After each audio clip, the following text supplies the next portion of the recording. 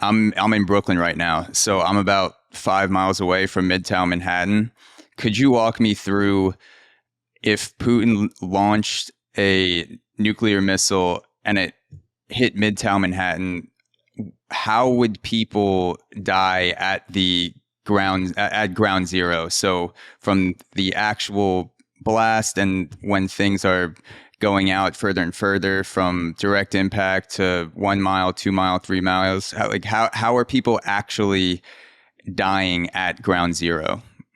Sure. Well, there's a web-based game, if you want to call it a game, that you can play called Nuke Map, Nukemap. So you can pick whatever city you want and put a missile down wherever you want, and it'll show you how many people die and of what. But basically, if you have a weapon that's 100 kilotons, for example, which is 6 or 7 times as powerful as the one that fell on Hiroshima, then there's a short distance near ground zero, maybe a kilometer wide or something like that, in which you would die of radiation coming from the bomb when it exploded, nuclear radiation. And out to maybe 5 kilometers or 4 kilometers from ground zero, there'd be strong blast waves. Further in, they could knock down big concrete buildings, and at the extremity, they could knock down brick buildings and typical wooden houses and things like that. And then outside that, going out to about 6 kilometers, you light fires. And so that whole region would have fires in it. The whole region would have blast waves out to 5 kilometers, and the radiation is on the inside part. So if you were within 6 kilometers, a 100 kiloton weapon, which is the smallest weapon that the United States has on a submarine. There are lots of bigger ones, and the area that's covered is sort of proportional to the yield. So if you go up to a megaton bomb, the area covered is 10 times bigger.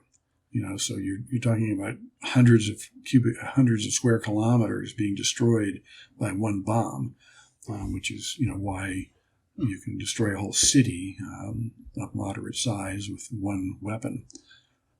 So this would be, well, in Hiroshima, for example, not everyone died in Hiroshima that was within the damaged area. If you were right in the center, you did probably die from radiation poisoning. But a little further out, there were buildings were being knocked down, but didn't kill everybody to knock the building down. Some people escaped. The Hiroshima damage is mostly caused by fires. There was a big firestorm that started that just burned all the fuel and released 1,000 times as much energy as the bomb did. So there's much more energy released burning cities than there is in the bombs. And people ran from the fire as best they could, and it wasn't a very big bomb. They only had to run about 1 kilometer to get away from the fire. And so if you have a small weapon or you live very at the edge of the whole thing, you may be able to run away from the fire. If you're in the center, you're not going to run away from the fire. Yeah. So if you're right in the impact zone, you basically have no chance. And then if you're outside of that, there's a good chance you get third-degree burns. You just, everything's on fire. You can't really do anything about it unless you have a plan or something like that. But even if you did have a plan, I imagine you're pretty fucked. Well, you might get lucky because it takes like in Hiroshima, it took 3 hours for the fire to really develop. So what happens initially is you start little fires all over the place.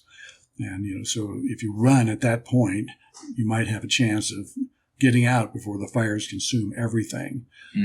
This is actually something important for people to know just about everyday life. It used to be 10 or 15 years ago that if a fire started in your house, you had 4 or 5 minutes to get out of the house, your apartment, before you had what's called a flashover. And in a flashover, the temperature in the inside becomes so warm that all of a sudden, the flames just flash across the whole dwelling and burn everything. So you used to have about 5 minutes or so to get out of your house. But now you only have like 1 minute to get out of your house before flashover occurs. And that's because modern houses are full of so much plastic these days and other synthetics, which are all incredibly flammable. So if your fire alarm goes off, you should get up and get out of your house as fast as you can. You don't have time to think about it. Mm. Mm.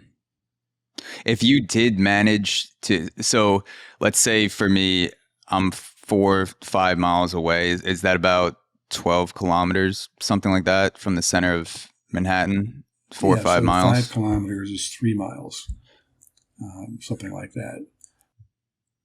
Okay, so if let's say I was 5 kilometers away from the center of impact in Midtown, even if I survived the initial blast, I didn't get crushed by a building or something like that, would I be killed within 2 or 3 weeks by radiation poisoning? Would I even would running give me a fighting chance, or would it basically be a ticking clock until I succumb to radiation? Sure. So this is people's main fear, it seems, is radiation because they can't see it. And so they don't know if it's there. So there's two kinds of nuclear attacks. There's air bursts and ground bursts. So if you have an air burst, the weapon explodes high over the city, maybe half a mile above the city, depending on the yield of the weapon. And that's the preferred thing from the nuclear planner point of view because it does the most damage. So you have the point way above the city, and the blast wave covers the largest area. So more people will die in that kind of an attack.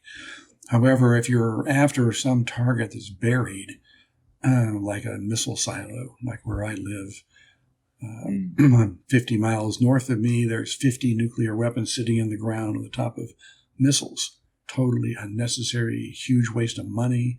All it does is put a target on the country. They should get rid of them, save the money, and spend it on something useful.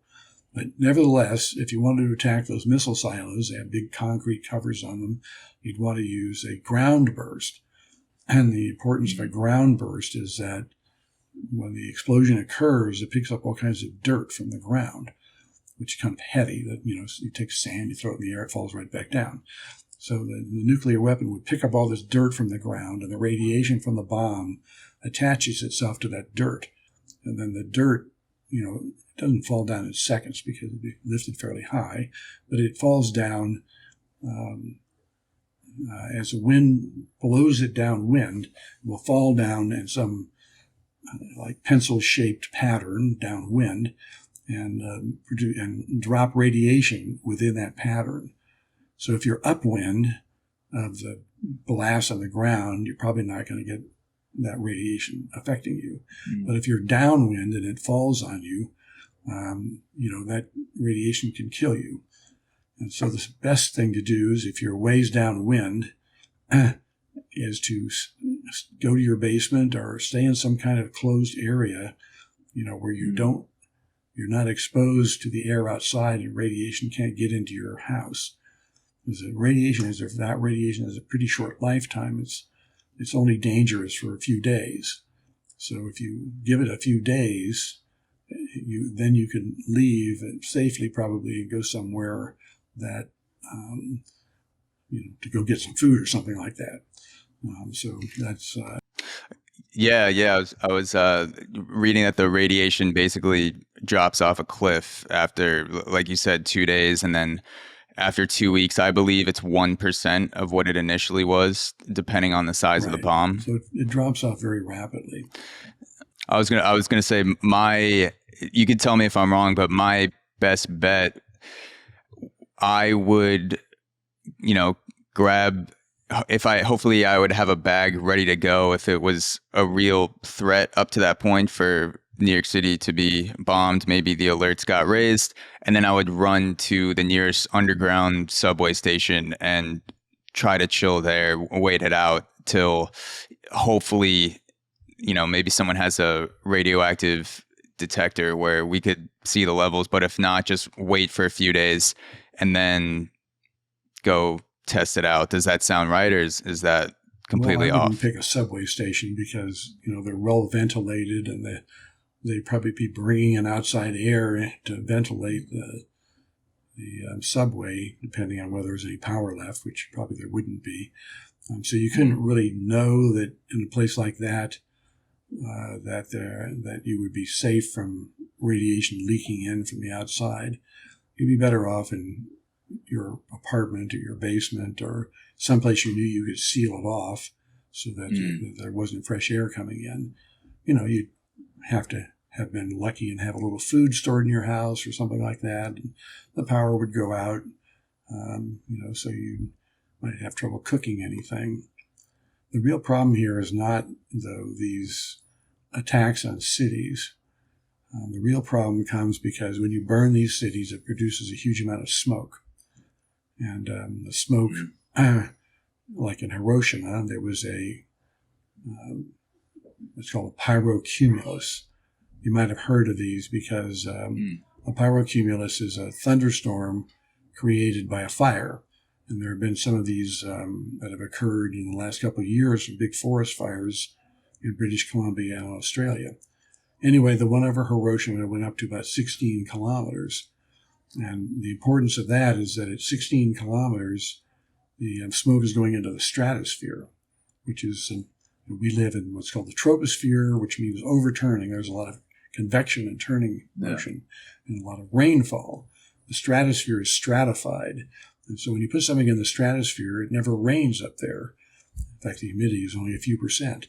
And so you put all that smoke in the stratosphere, and it's going to stay there for a couple of years and quickly spread across the planet. Hey guys, this is a quick reminder to check out AUXORO Premium, the best deal in premium podcasting. On AUXORO Premium, you gain access to bonus episodes, the unlicensed therapy series, the ability to submit topic suggestions for the podcast, exclusive Ask Me Anything episodes, and the entire premium catalog for only $5 per month. Go to auxoro.supercast.com, that's AUXORO.supercast.com, to join the premium gang today.